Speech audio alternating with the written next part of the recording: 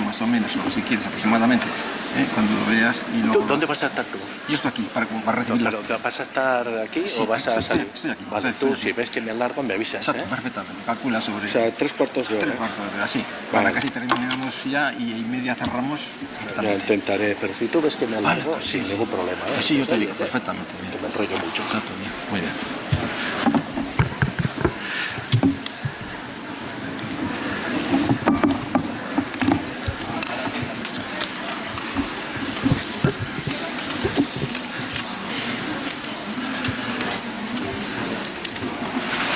Buenas tardes. Tenemos la suerte de empezar antes y así terminamos antes también. Comenzamos la última intervención de las jornadas con el título El órgano educativo de nuestros ojos Son los hijos. son los hijos. Está muy bien. En plan juego. Eso lo ha mejorado. Son los ojos. Para responder a este título tan atrayente tenemos a Gregorio Luri. Tratará de sacarnos de la realidad educativa y su duración será aproximadamente 3/4 de hora para terminar con las preguntas que nos hagáis dentro de una hora. Al final de la intervención de Gregorio habrá ese espacio aproximadamente de 1/4 de hora para las preguntas y ruegos que tengáis las pueda responder. Entonces, a partir de este momento y a partir de cualquiera podéis entregar las preguntas a las personas que están en los pasillos para que me las vayan entregando. Les presento a Gregorio Luri. Buenas tardes, Gregorio. Encantado. Bienvenido a Bilbao. Es un placer que estés con nosotros para aprender de tus vivencias como profesor, como escritor y de esa comunicación precisa que has sabido llevar sus conocimientos por diferentes lugares del Mediterráneo y de Hispanoamérica. Gregorio Luri, navarro, de nacimiento, residente en Cataluña, casado, padre y abuelo, licenciado en Pedagogía y doctor en Filosofía. En ambas titulaciones ha sido premio extraordinario. La tesis doctoral la hizo sobre la República de Platón. En el campo de la experiencia, Gregorio ha recorrido todos los estados educativos académicos, primaria, secundaria, bachillerato, universidad a distancia, universidad presencial. En el campo de los premios tiene diferentes premios de ensayo de la editorial Angle, Juan Gil Albert, Mejora tu escuela pública. En el campo de las publicaciones sobrepasan 20 títulos ya en este momento, que se va acercando ya a los 25. Todos sus libros están tratando de 3 campos: el campo de la historia, el campo de la filosofía y el campo de la pedagogía. Algunos de sus títulos, por citar algunos, podemos hablar de Guía para entender a Sócrates. Para no entender. A Sócrates. Muy bien. Es para que no entender. Gregorio tiene un don de la comunicación y de la precisión. Es que es una gozada porque además con él puedes jugar con el lenguaje. Otro de los títulos, El valor del esfuerzo, la escuela contra el mundo y así un largo etcétera. Próximamente podrán encontrar en las librerías su último libro por este momento, que lo ha titulado El deber moral de ser inteligente. Colabora habitualmente en diferentes medios de comunicación, prensa, radio, televisión y redes sociales. Ha sido comisario en diferentes exposiciones sobre cultura antigua. Gregorio tiene muchas frases de esas que uno dice, con eso ya me basta. Voy a citar 3 nada más, de las que he cogido por ahí. Una de ellas dice, mis padres me enseñaron el amor al trabajo bien hecho. La manera más rápida de que un profesor pierda autoridad es adoctrinando. Mis libros de educación aportan algo más que lo técnico. Se olvidan de algo más importante, el sentido común. Con ustedes, Gregorio Luri. Encantado.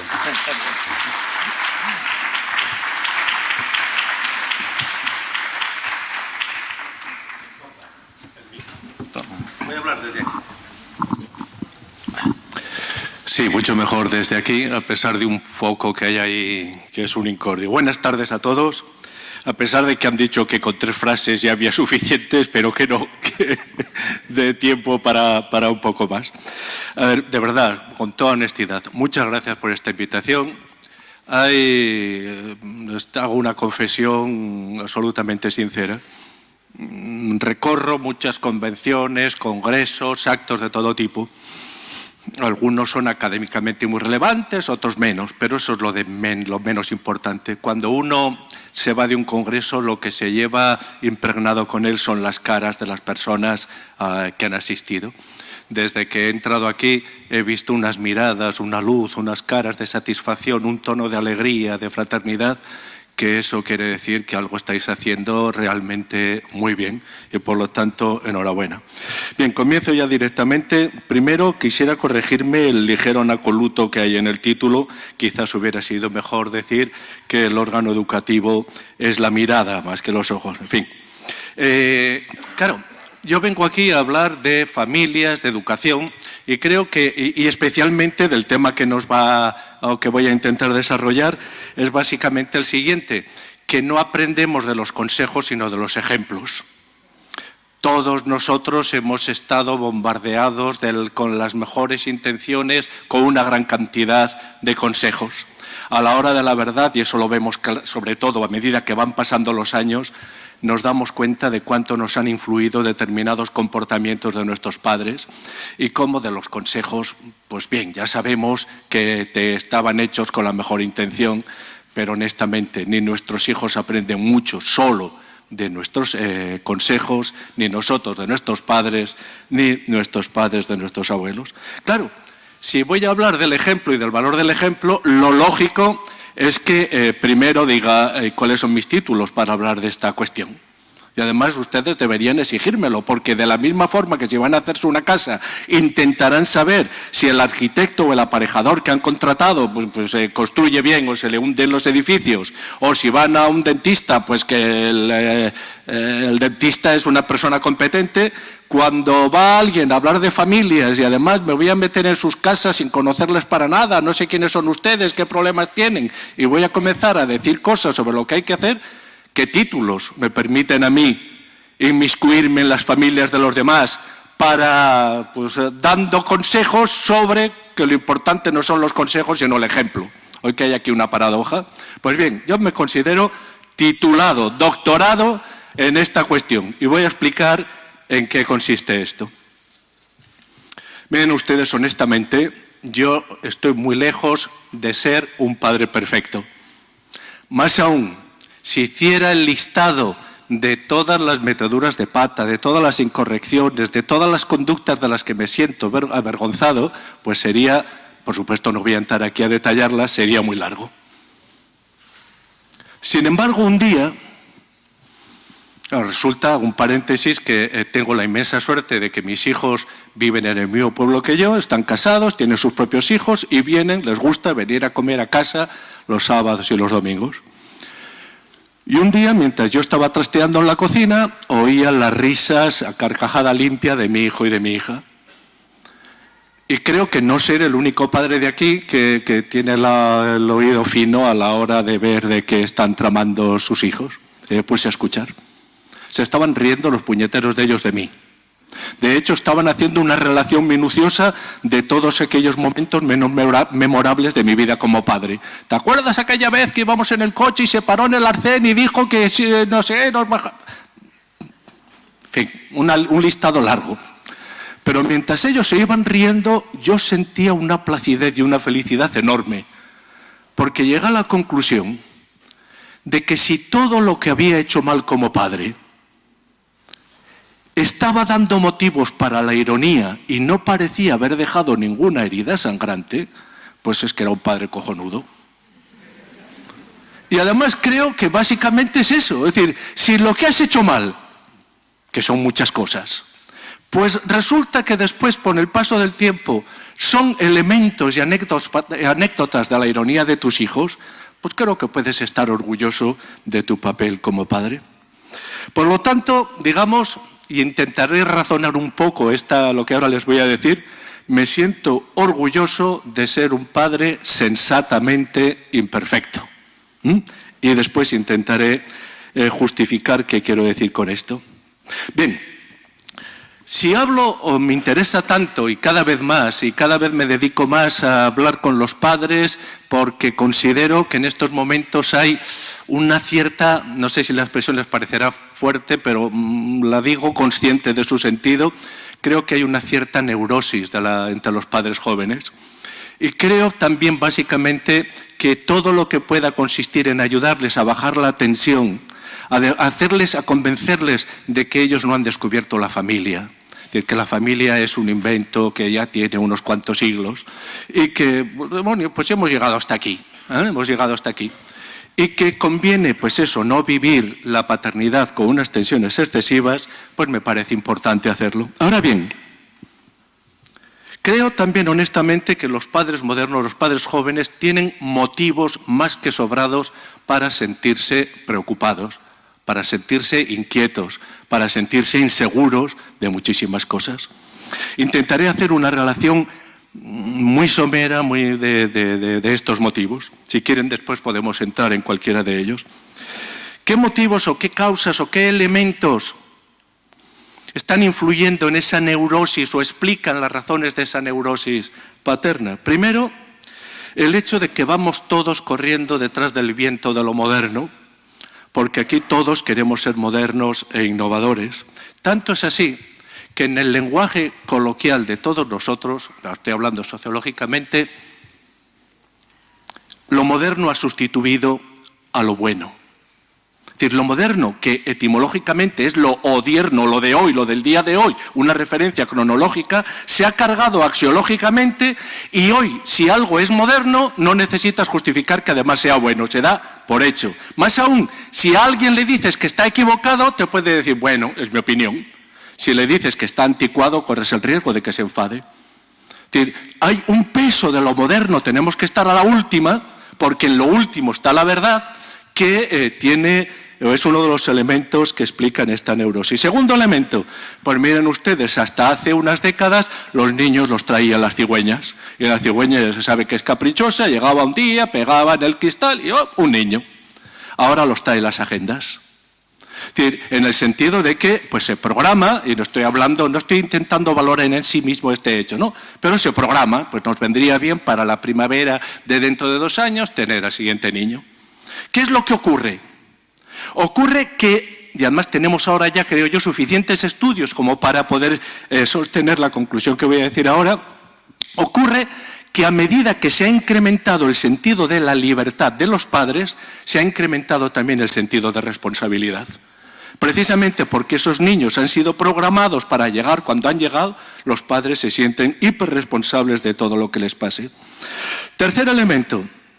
Miren ustedes, por varias razones, básicamente porque en la cultura tecnológica que nos invade damos por supuesto que ha de haber una respuesta técnica para cada problema, nos resulta muy difícil, y a los padres modernos especialmente les resulta muy difícil soportar el azar. Nuestros abuelos, y desde luego mis padres, pues decían con bastante naturalidad eso de que mira qué hijo le ha salido, porque los hijos salían. Los padres, por supuesto, tenían una responsabilidad, pero después había un elemento de autonomía en las decisiones del niño o del hijo que descargaban a los padres de la tensión absoluta. Es decir, eran en todo caso corresponsables, pero el niño, en el sentido, desde el momento que era autónomo y libre, también era corresponsable de su vida. Ahora les cuesta mucho aceptar que pueda haber algún elemento azaroso en la educación de sus hijos. Y esto supone básicamente, y aquí hay una cuestión filosófica importante, que nos cuesta aceptar todo aquello inconmensurable que no pueda ser reducido a algoritmos tecnológicos. Pero fíjense ustedes que la desaparición de lo inconmensurable o la desaparición de lo grande, si quieren, porta aparejada, como decía Calvino, la desaparición de la piedad, del sentido de la piedad, que es ese sentido que te sobrecoge ante lo grande. Y una de esas cosas grandes es precisamente el hecho de que un hijo, cuando llega, siempre hay algo azaroso en él. Por eso precisamente es un regalo. Siempre hay aceptar eso que tiene de azaroso, es precisamente lo que tiene de regalo. Y de hecho, fíjense ustedes que la Biblia comienza con una lección sensata. Adán y Eva tuvieron 2 hijos. ¿Y cómo salieron? Y no tenían ni televisiones, ni móviles, ni malas compañías, vivían en un medio social absolutamente ecológico, etcétera. ¿Y cómo salieron cada uno? Una vez un niño en un centro me dijo, pero seguro que si hubieran dormido en habitaciones separadas no hubieran hecho lo que hicieron. Pues igual, pero en todo caso hay un elemento azaroso que les cuesta sobre todo a los padres modernos aceptar. Otro elemento, pues miren, y este es un elemento polémico, pero que me parece que si elevamos un poco la cabeza lo vemos.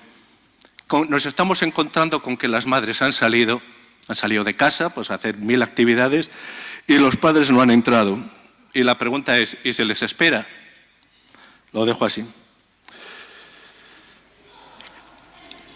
A medida que, como comentaba antes, lo moderno, la innovación ha ido creciendo, nos encontramos que el sentido de la posibilidad, de lo posible, también ha crecido de una manera, podríamos decir, arborescente. Pero el sentido de lo posible crece siempre a expensas del sentido de lo real o de la realidad. Y precisamente porque hoy parece todo posible, vivimos también con más incertidumbre el sentido de lo real. Otro elemento. Miren, yo habré descubierto, mirando a mis nietos a la cara, que he tenido una inmensa suerte, una inmensa fortuna de ser hijo de una familia de campesinos en un pueblo de la Ribera de Navarra. Es decir, mi madre, si alguna preocupación tenía, es cuando estaba en casa. ¿Que te encuentras mal? ¿Que te pasa algo? Había que estar por la calle. Si ustedes observan cuál es la diferencia esencial entre sus nietos, si tienen nietos, y ustedes, la pueden ver mirándole las rodillas. ¿Qué demonios pasa que nuestros nietos tienen las rodillas siempre sanas? ¿Se recuerdan cómo las teníamos nosotros? Que estaban siempre a carne viva y todo lo que suponía eso. ¿Qué ha ocurrido? Pues ha ocurrido básicamente que los espacios de libertad en los cuales los niños pueden vivir autónomamente sus propias aventuras y por lo tanto aprender a gestionar los pequeños riesgos han desaparecido. Han desaparecido. Los niños juegan siempre con la supervisión de un adulto. Bueno, si hay un parque tenemos que estar vigilándolos. O los llevamos a ludotecas o los llenamos de juegos didácticos. Pero el sentido de la libertad realmente cada vez se ha reducido más.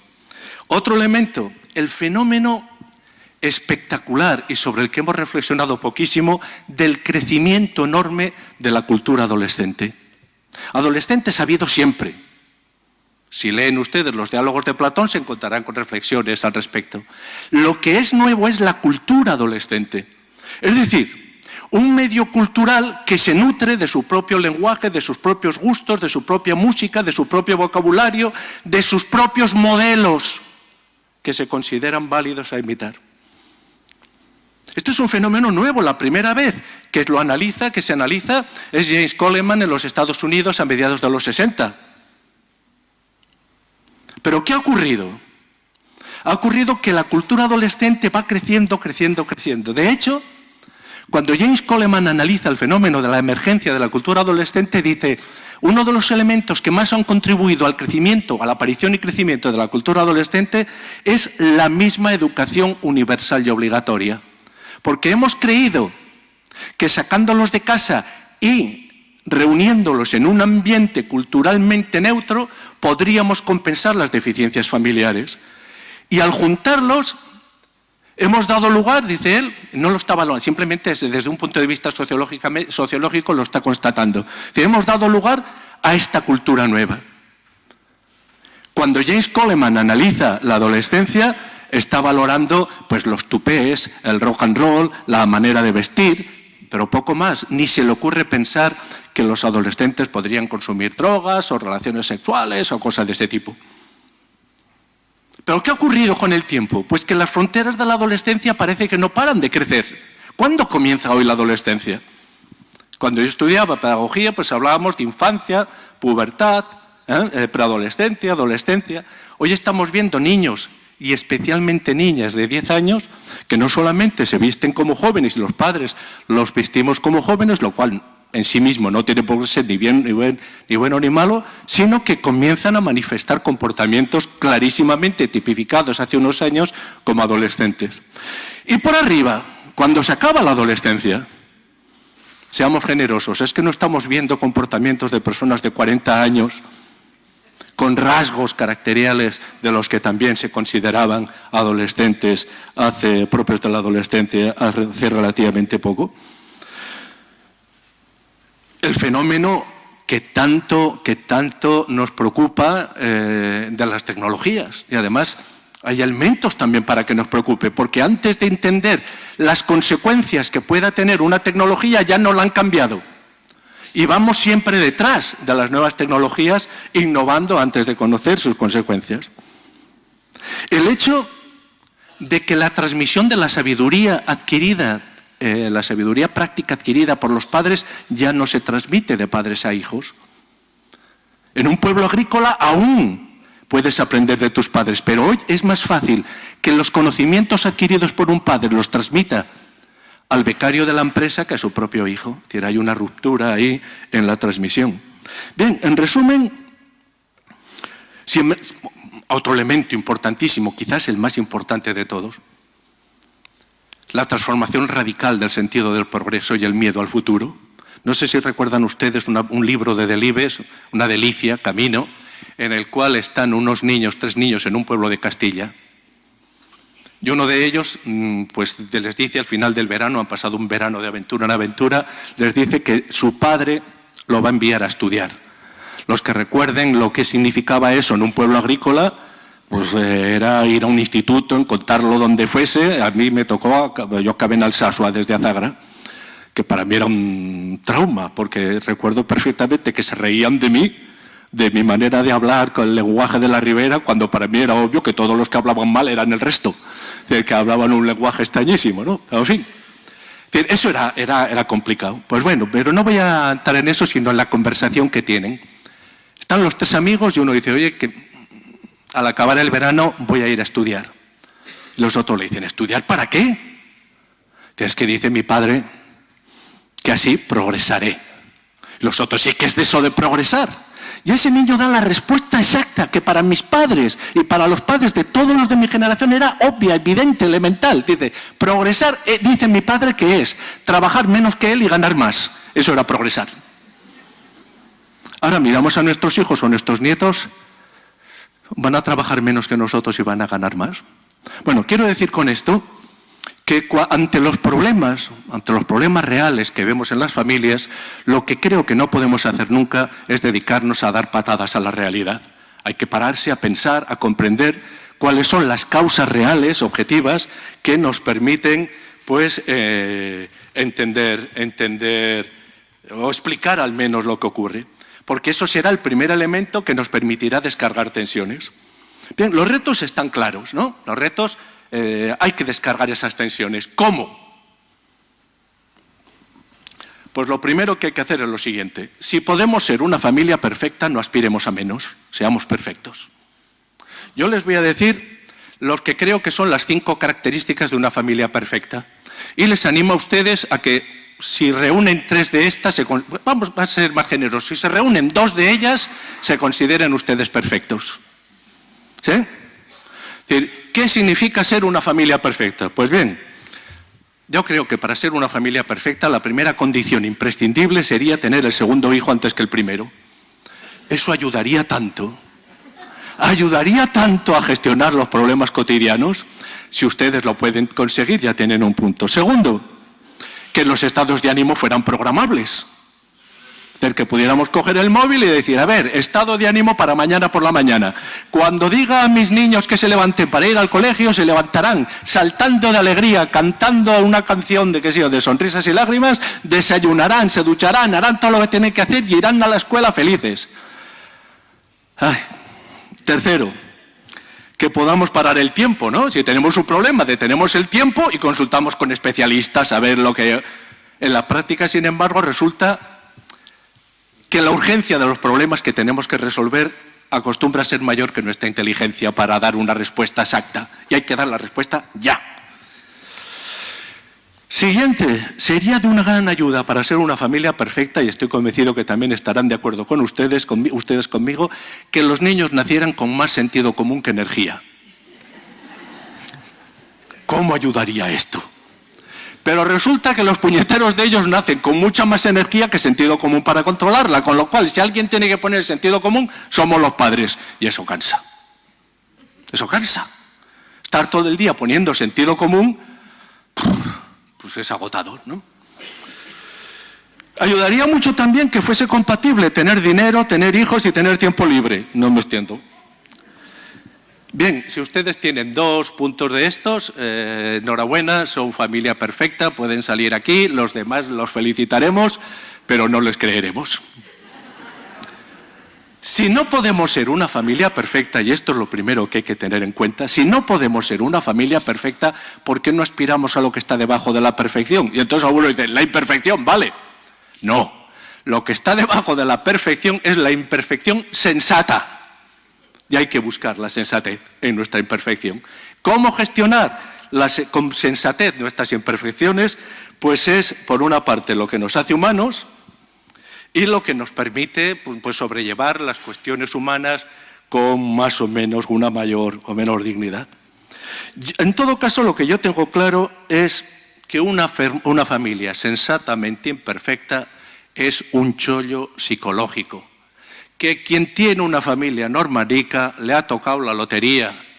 Que deberíamos estar, cuando si te miras a ti mismo y dices, bien, ya sé que lo de perfección no lo puedo aspirar a eso.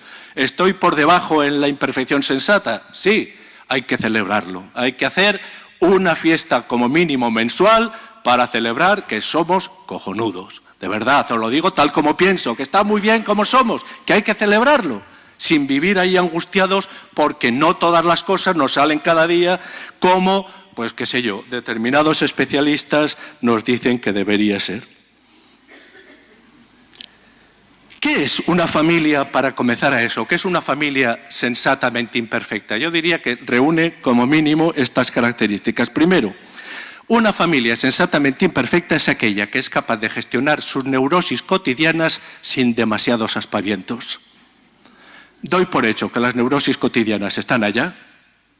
Aquello que decía Freud, neurótico se es, psicótico se es o no se es, pero neurótico se es. Es decir, pues hay personas que ante los problemas cotidianos reaccionan, como decíamos antes, pegándole patadas a la realidad, gritando, chillando, escandalizándose, se oyen los gritos por todo el vecindario, y hay problemas que hay personas o familias que ante los mismos problemas tienen un depósito de confianza en sí mismas y saben que el hecho de encararlos con una cierta tranquilidad ya forma parte de la solución.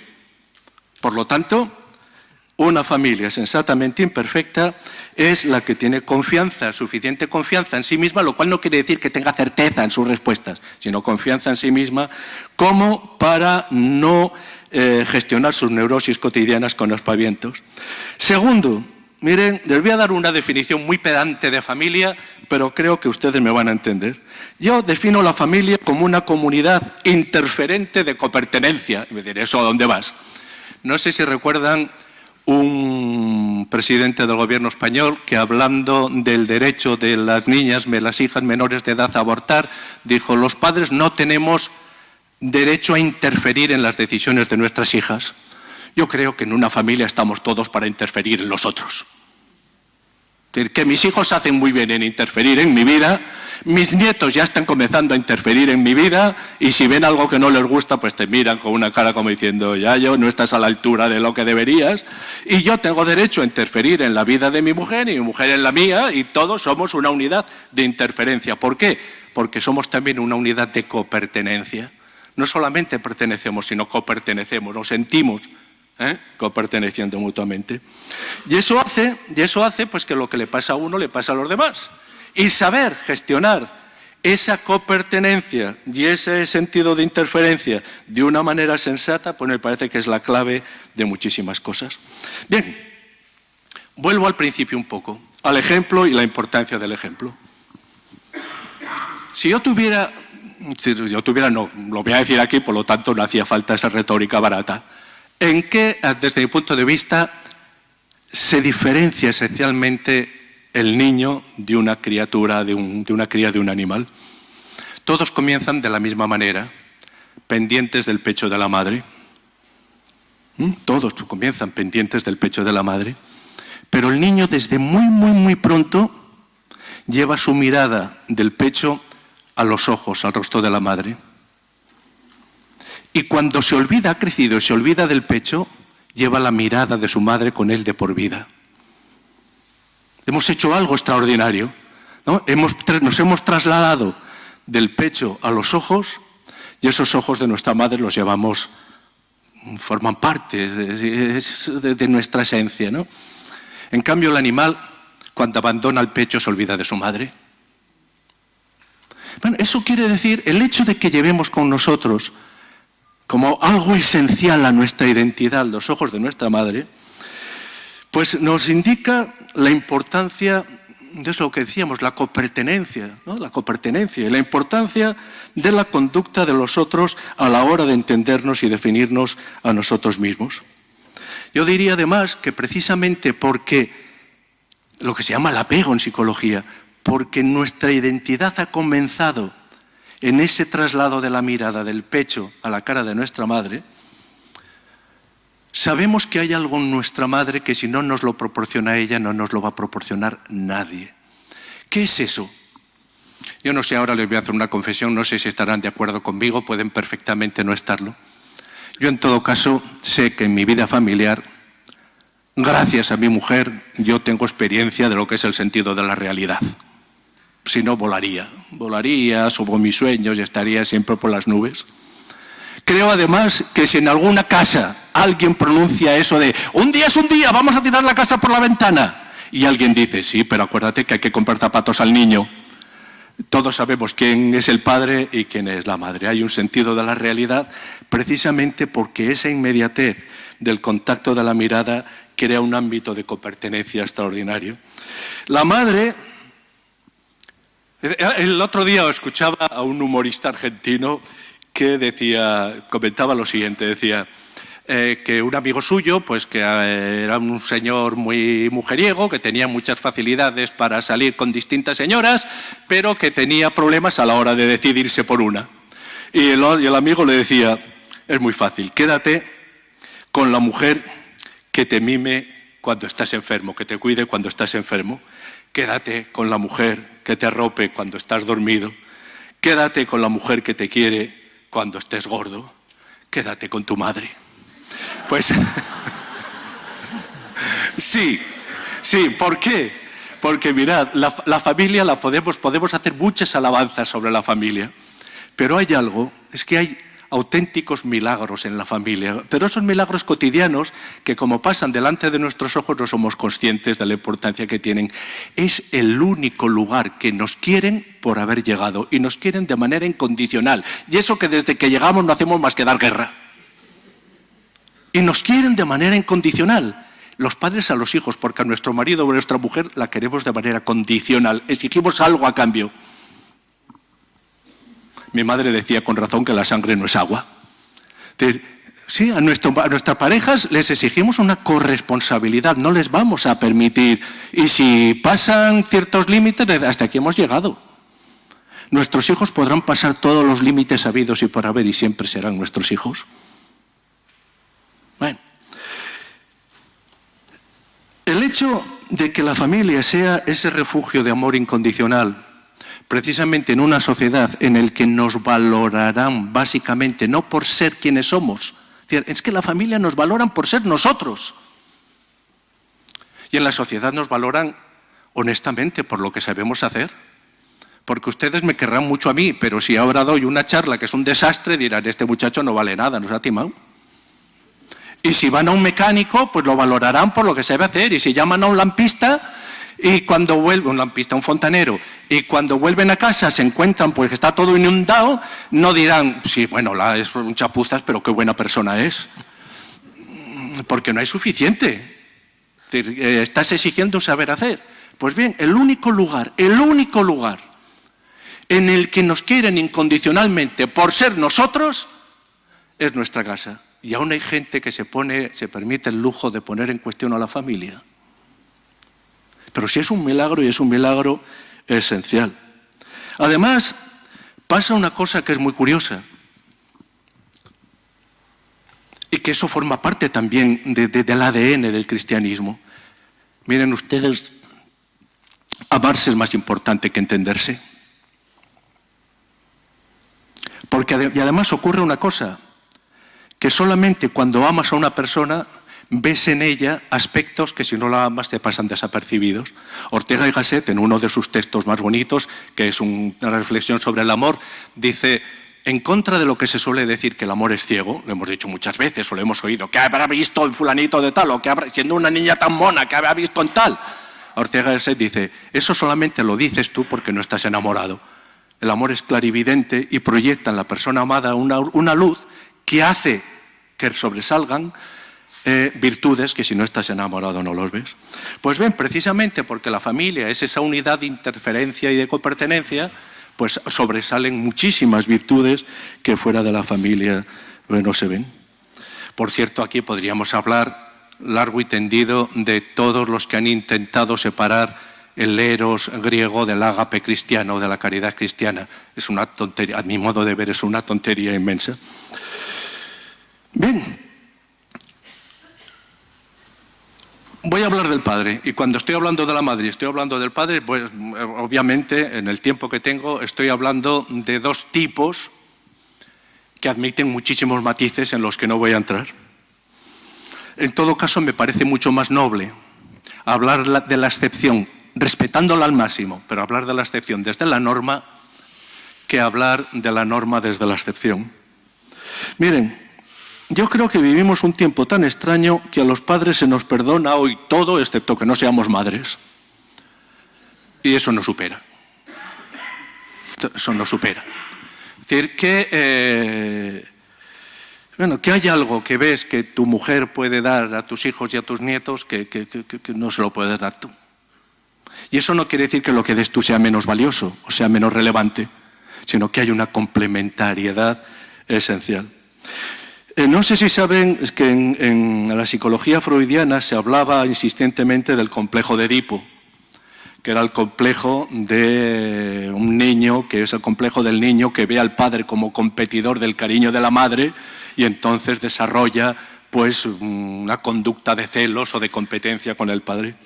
Hoy un psiquiatra estos días, últimamente, el libro fue de hace 3 años creo, un psiquiatra italiano hablaba del complejo de Telémaco. ¿Recuerdan quién es Telémaco? El hijo de Ulises y Penélope, que está todo el santo día esperando a ver cuándo llega el padre. Y este psiquiatra Cavalcanti decía, efectivamente, hoy lo que están pidiendo a gritos los niños es que venga el padre y tenga una historia de amor en el dormitorio de al lado con su madre. Que sepan que en el dormitorio de al lado hay una historia de amor. Yo diría además otra cosa. Creo que si la autoridad es relevante, y yo creo que es relevante, es precisamente porque solamente si tenemos autoridad podemos ser unos aliados fuertes para combatir los miedos y las inseguridades de nuestros hijos. Debajo de la cama siempre ha habido y siempre habrá monstruos y fantasmas. Siempre. Y cuando nosotros vamos a nuestro hijo y le decimos, pero ¿no ves que no hay nada? Nuestro hijo, que es muy listo, ya sabe que cuando llegamos nosotros desaparecen, pero en cuanto nos vamos vuelven a aparecer. Y hay dentro del armario, y hay en la oscuridad de no sé cuántas cosas. Nuestros hijos necesitan aliados fuertes para combatir sus miedos. De la misma manera que necesita profesores fuertes para combatir sus dudas o sus problemas. Bien, yo eso lo veo con toda... y vuelvo a insistir que yo no me considero que lo que puede... El otro día me fui con mi nieto a una especie de bosquecillo que hay cerca de casa, al que llamamos la selva, y que vivimos aventuras cazando elefantes y todo tipo de animales, extraordinaria, y volvimos a casa llenos de barro hasta las orejas. Bueno, yo sé también que a otro de mis nietos, pues el día que se va a comer con su padre y se van los dos solos, se siente, pues digamos, hay algo, es decir, hay una sensación de complicidad que le funciona.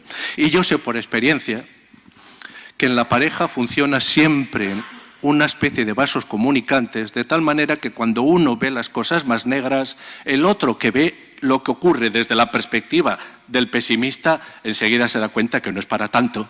Dice, hombre, vamos a equilibrar las cosas. Bueno, tengamos entonces, dicho esto, Voy a intentar hacer lo que normalmente se dice que no hay que hacer, dar consejos concretos, pero yo me voy a atrever para acabar a dar unos cuantos consejos concretos.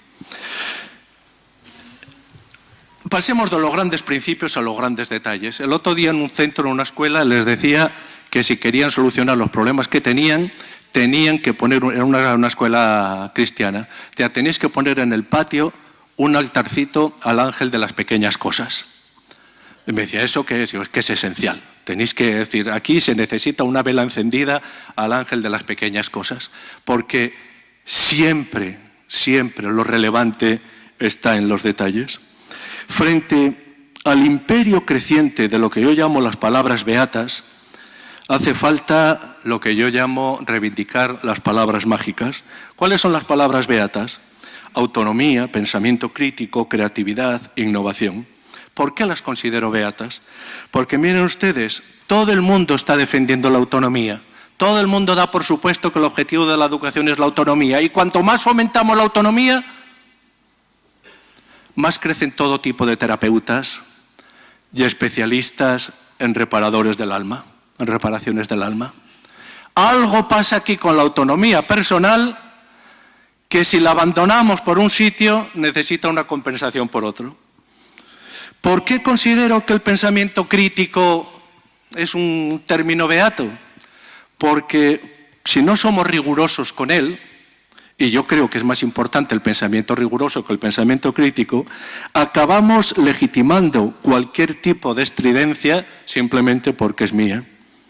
Lo mismo podríamos decir de la creatividad. La creatividad ha de tener un criterio sobre lo bello, lo bueno, lo útil, etcétera, porque si no acabamos sacralizando las ocurrencias. Además, con el pensamiento crítico pasa una cosa muy curiosa. Todos llamamos pensamiento crítico al que coincide con el nuestro. Y cuando yo me encuentre, qué sé yo, a unos padres que son del PP y que digan, nuestro hijo nos ha dado un ejemplo de pensamiento crítico maravilloso, se ha hecho de Podemos, pues les diré, tenéis razón. Me creo que vosotros... Pero si es natural, lo hemos hablado esta mañana, lo hemos hablado aquí. Todos intentamos transmitir a los que queremos aquello que consideramos valioso. ¿Qué tipo de padres seríamos si no intentáramos comunicarles aquello que consideramos que tiene mayor valor? Bueno, pues frente a esas palabras que continuamente se hablan y se hablan y se hablan, yo defiendo las palabras mágicas. Y las palabras mágicas son tonterías, son tan pequeñas, son tan triviales, pero les puedo asegurar que por experiencia personal y de incidencia en centros educativos, etcétera, tienen un poder transformador enorme. ¿Cuáles son esas palabras? Por favor, gracias, perdón, confío y tienes razón. Y yo creo que quien quiera revolucionar su vida no tiene más que hacer las usuales. Es decir, que es sensato, que abren más puertas que el Alibaba de Aladino, el ábrete sésamo de Aladino.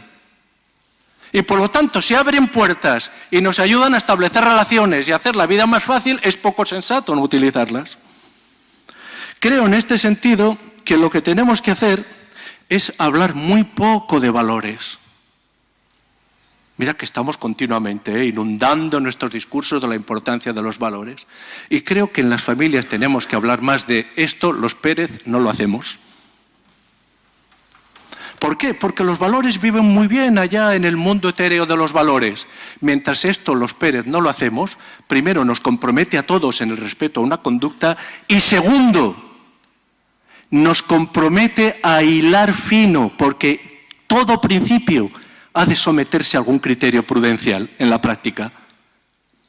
Un ejemplo, le decimos a nuestros niños, los Pérez nunca mentimos. A continuación decimos, la vecina del quinto C, mira que es paliza, es insoportable y no sé qué, no sé cuántos. Llaman al timbre, la vecina del quinto C. Hola vecina, ¿quieres pasar a tomar un café?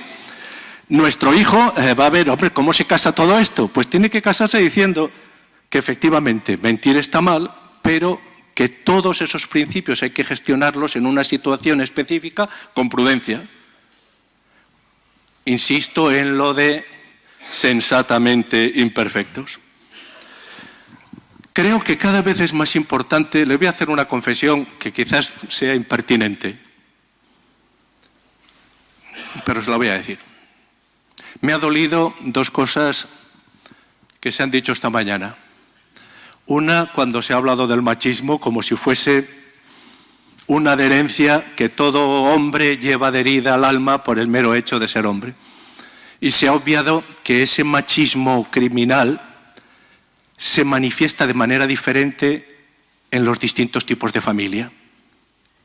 Por lo tanto, algo tendrá que ver el tipo de familia en su manifestación. Y segundo, la segunda cosa que me ha herido es que se ha hablado mucho del yo y del yo, y se ha obviado totalmente el término esencial, que es alma. Miren ustedes, yo no soy mi yo no soy mi cerebro. No lo soy. Y me pueden decir, ¿eso te lo crees tú? Pues sí.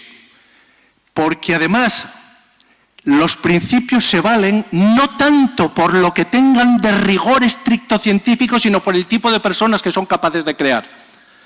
Del alma me puedo cuidar. Hay una actividad de cuidado del alma. Del yo, ¿cómo se cuida uno del yo? ¿Cómo se cuida uno del cerebro? ¿Y qué hemos hecho en 20 siglos de cristianismo sin un ejercicio de profundización permanente del conocimiento del alma? Es decir, ¿es que no hay una responsabilidad sobre nosotros mismos? Es que el alma no es un concepto que nos permite entendernos no solamente a nosotros, sino especialmente el cuidado que podemos tener sobre nosotros mismos. Bien, concluyo. Todo esto se puede concretar de la siguiente manera. Creo que los padres sensatamente imperfectos han de asumir lo siguiente. Primero, que nuestros hijos tienen derecho a tener unos padres tranquilos, y es el derecho elemental, primero, esencial de nuestros hijos.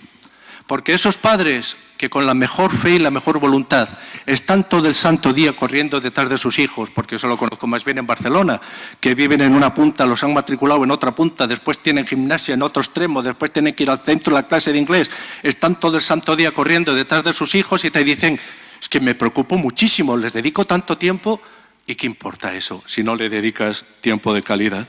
Y el tiempo de calidad va asociado a la tranquilidad. Segundo, nuestros hijos tienen derecho, y es un derecho elemental, a tener unos padres imperfectos, sensatamente imperfectos. Entre otras cosas, ¿saben por qué?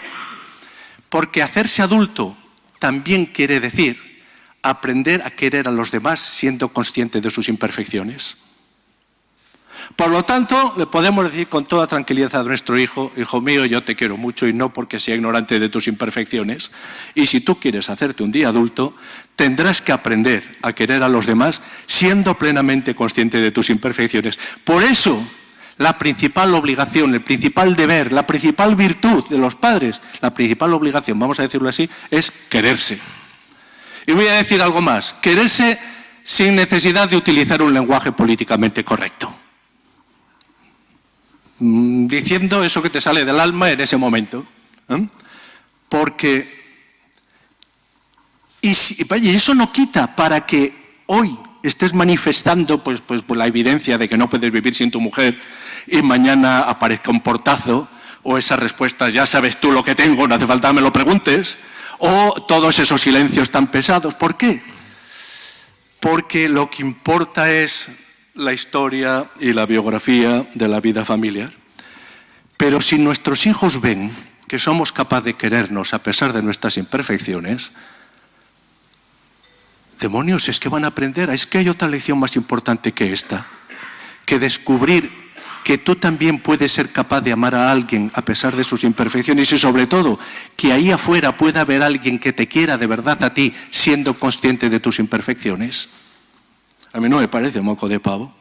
Nuestros hijos tienen derecho a tener unos padres que les den la tabarra permanentemente. No renunciemos a dar la tabarra. Estamos para eso. Y hay cosas en las que si hace falta tenemos que hacer una trinchera. Y no pasarán, un cartel bien claro. ¿Por qué? Pues mire, le voy a poner un ejemplo. Si sabemos que las horas de sueño, la higiene del sueño es esencial en el desarrollo psicológico de nuestros hijos, no podemos jugar frívolamente con sus horas de sueño y con su higiene. No se puede jugar. Nuestro hijo necesitará dormir, depende del caso, uno 8, otro 9 y otro 10. Pero eso, a veces digo a los padres algo que se me quedan muy sorprendidos, pero les digo, imaginaros que vuestro hijo estuviera consumiendo una droga que tiene efectos directos sobre su desarrollo neuronal delante de vosotros y que vosotros seguís tan felices viendo la televisión. ¿Me creeríais? Y te dicen, no, ni hablar. Y le digo, pues eso pasa. Y entonces, cuando pregunto, ¿cuál puede ser esa droga? Siempre dicen que le doy café de vez en cuando, o que bebe Coca-Cola, o cosas de ese tipo, ¿no? Básicamente que está viendo la televisión al lado tuya, restándose horas de sueño que son esenciales para su desarrollo. Además, sabemos perfectamente que la higiene del sueño tiene consecuencias directas en la hipermotilidad, en la capacidad atencional, etcétera, etcétera. Es decir, hay cosas de verdad en las que no tenemos por qué negociar, porque estamos ahí para dar la tabarra y nuestros hijos nos lo van a agradecer además. Miren ustedes, no hay peor cosa que concederle a una persona autonomía cuando no tiene capacidad de orientación. Démosle capacidad de orientación y que después, si él si quiere, rompa su brújula y se construya otra nueva. Pero démosle capacidad de orientación, démosle una brújula. Nuestro hijo tiene derecho a ser frustrado. Me parece un derecho esencial de nuestros hijos. Tiene derecho a ser frustrado. ¿Saben lo que entiendo por frustración? Pues el derecho que tiene un pastelero a no comerse los ingredientes mientras se está haciendo el pastel. Y lo digo porque a mí me encanta la crema pastelera, pero a que es sensato reprimir el deseo porque sabes que el resultado va a merecer la pena. Pues la gestión de medios y fines, que es lo que se conoce hoy como pensamiento estratégico, o si quieren ustedes, la capacidad de introducir unos segundos de reflexión entre la emergencia de un deseo y su respuesta, es lo que nos hace humanos. Pero es que además ahí está precisamente la clave para educar lo que hoy me parece más esencial en la educación de nuestros hijos, la educación de la atención.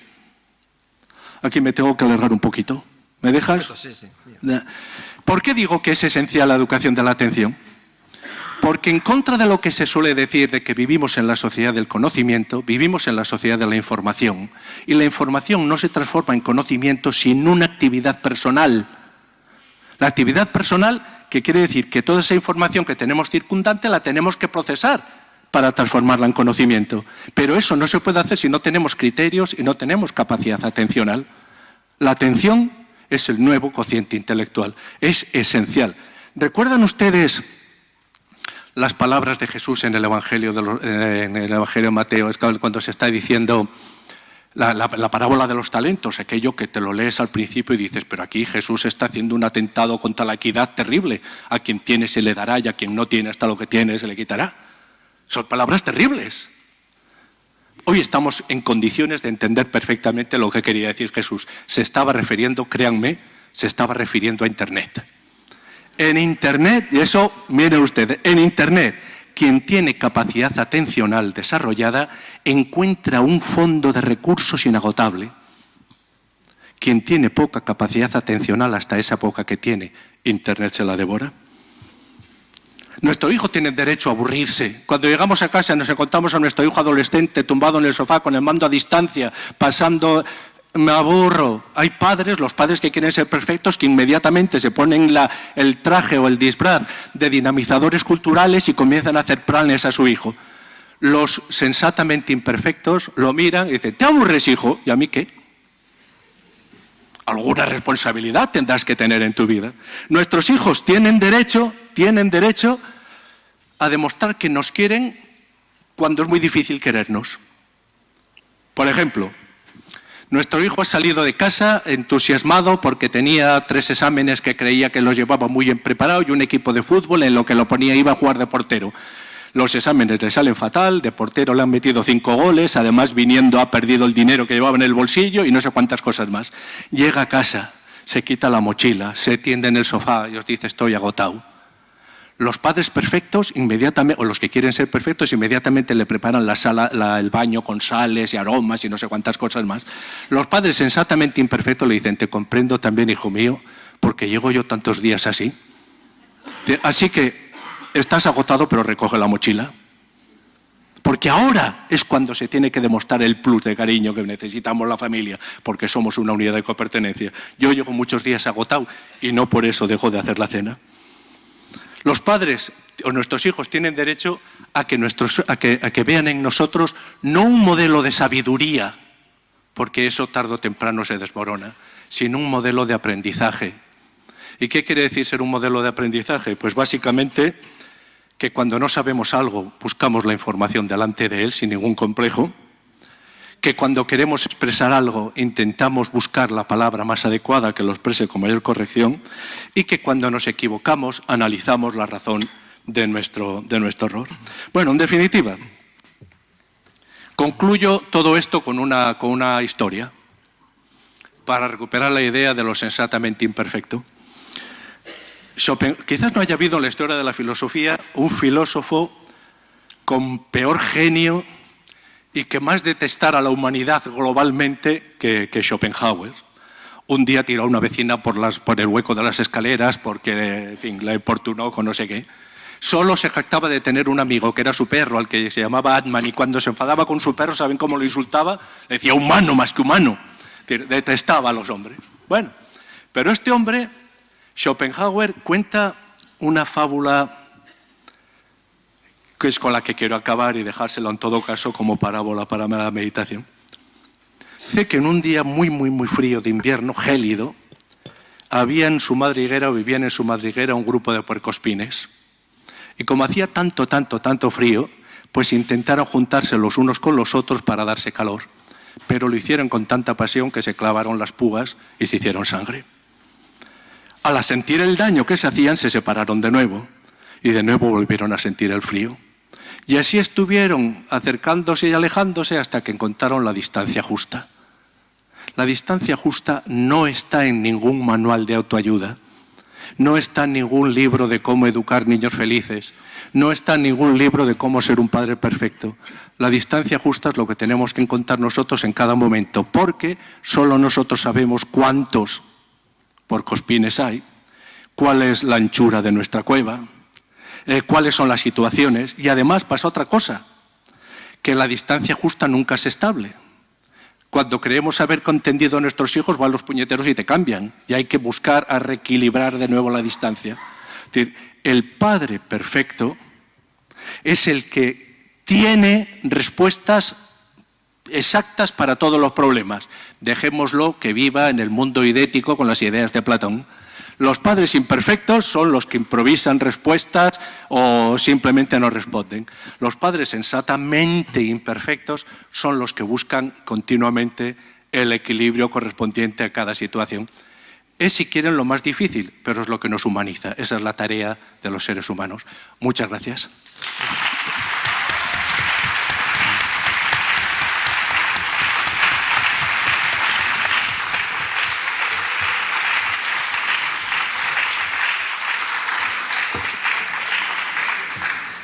Tenemos 7 minutos para hacer preguntas.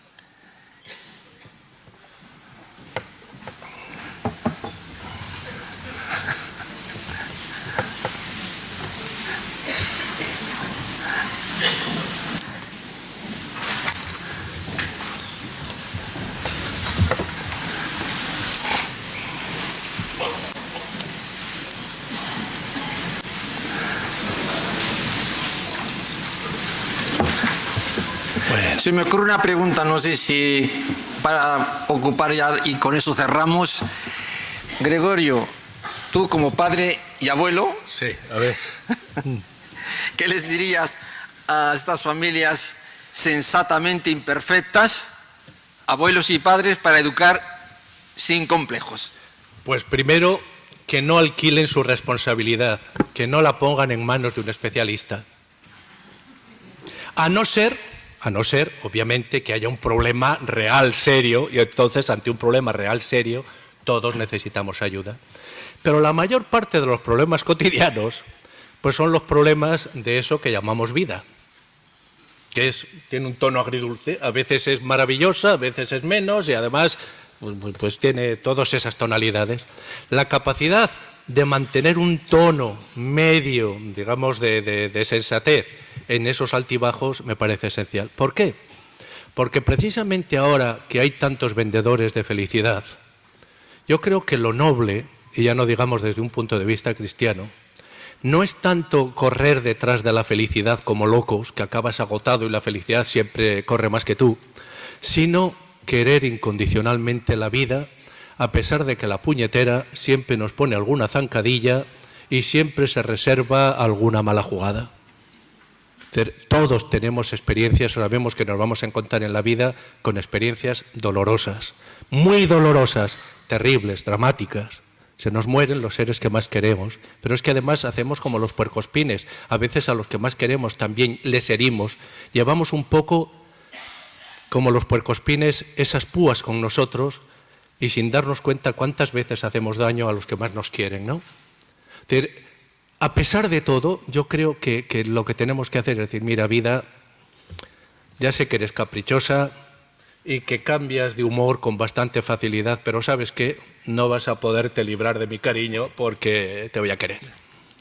Esa voluntad de querer a la vida por encima de todo me parece que es mucho más... y además más inteligente que andar detrás buscando, corriendo la felicidad que te quedas sin aliento y no acabas no encontrando la felicidad, ¿no? Es decir, no alquilar tu responsabilidad, porque si alquilas tu responsabilidad en manos de un especialista, será el especialista el que aprenda, no tú. Es decir, es que esto es tan importante. Fíjense ustedes que los que tanto hablan del diálogo y la importancia del diálogo, el diálogo, el diálogo es honesto cuando admitimos que el que aprende es el refutado. Que esa es la gran enseñanza de Platón. El que ha comenzado con una opinión y al acabar el diálogo se va con su opinión no ha aprendido nada. Es el refutado el que aprende, el que va con una ganancia. Por eso es tan absurdo enfadarte a veces porque te han refutado. Si has salido tú ganador, ¿no? O sea, con la vida pasa lo mismo. Los hechos continuamente están refutando nuestras expectativas. Pero demonios, ¿nos permiten aprender? Pues aprendamos. Y la última pregunta, ¿qué debe esperar la familia del colegio? Uy, esto no lo puedo contestar en un... necesitaría un seminario de bastantes horas. Básicamente intentaré ser lo más sincrético que podamos. Lo primero que tenemos que dar cuenta, les voy a dar una opinión que estoy seguro que no va a ser compartida por muchos de los que están ustedes aquí, de los que están presentes, pero se supone que me han invitado para decir lo que piense. Yo no creo que nos deba preocupar mucho que la escuela y los padres sean coincidentes en todo. Más aún, creo que es un bien que haya muchas cosas en las que no sean coincidentes. Los padres somos extraordinariamente sagaces, buenos, evaluando el estado de ánimo de nuestros hijos. Todos sabemos, incluso cuando nuestro hijo de 40 años los llama por teléfono, nos dice hola, en ese mismo tono de voz sabemos si le pasa algo o no. La sagacidad de los padres para captar el estado de ánimo de los hijos es tan fina que no hay nadie que lo pueda igualar. Pero precisamente por esa razón somos bastante malos evaluando objetivamente su conducta. Porque tendemos a justificar las conductas con las razones emocionales que las empujan.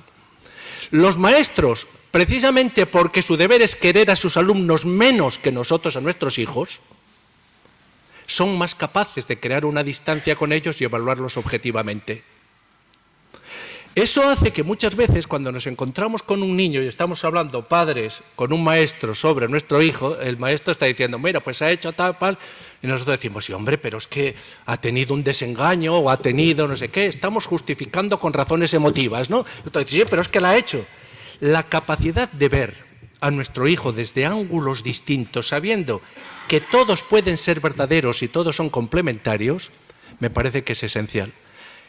Los franceses en la escuela republicana decían lo siguiente: la escuela es el ámbito en el que el hijo se hace ciudadano. Yo creo que no solo, pero es buena parte de su papel. Si en la familia queremos incondicionalmente a nuestro hijo por lo que es y la sociedad nos quiere condicionalmente por lo que sabemos hacer, el puente de confianza entre la familia y la sociedad es la escuela. Y eso pues, requiere una complejidad y básicamente una confianza, claro, sí, claro que está. Última cosa. Una escuela buena es aquella a la que nosotros en casa nos podemos referir espontáneamente como nuestra escuela. Esa es la escuela buena. Cuando no nos podemos referir espontáneamente a esa escuela como nuestra escuela, cambiemos a nuestro hijo. Y si resulta que lo hemos cambiado 10 veces y no encontramos nuestra escuela, es que tenemos un problema como familia. Muchas gracias, Gregorio. Gracias a ustedes por su asistencia, por su paciencia, por su participación. Y si quieren saber algo más de Gregorio Luri, lo tienen muy fácil. Pinchando en las redes sociales y escribiendo Gregorio Luri, ahí tienen información en todos los campos. Pueden seguir sentados si desean para a continuación la clausura de las 13 jornadas 2018. Muchas gracias.